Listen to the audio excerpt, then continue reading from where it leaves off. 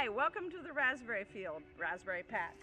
As you can see, we got lots of raspberries that are going to make lots of jam, lots of jelly, and all kinds of good raspberry treats.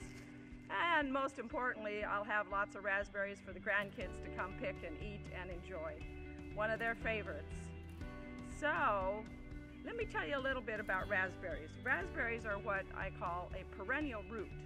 The root continues to grow and grow. It'll grow way out in both sides of the garden.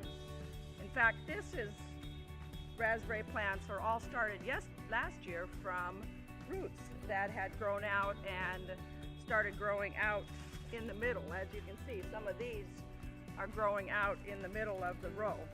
Anyway, the roots are perennial. They grow year after year.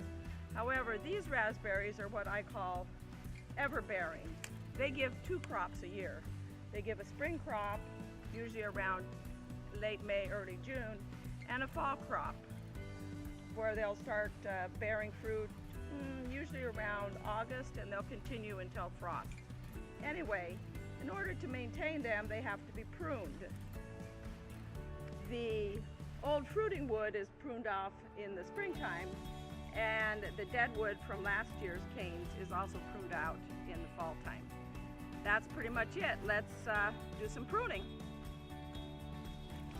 So you can see here, this is where last year's berries were. When the cane starts to fruit, it starts here at the top and fruits down to about here in the fall. Come springtime, it will fruit on down, and June you'll get a second crop. This is why it's called an ever-bearing cane or ever-bearing raspberry. So come springtime, I cut off the old last year's fruit-bearing part of the cane and discard it, and it will continue to fruit on down. In addition to that, I also cut out any dead canes that were left over from the year before. This is a dead one here. You can see it's a different color. It's pretty obvious to tell that it's dead.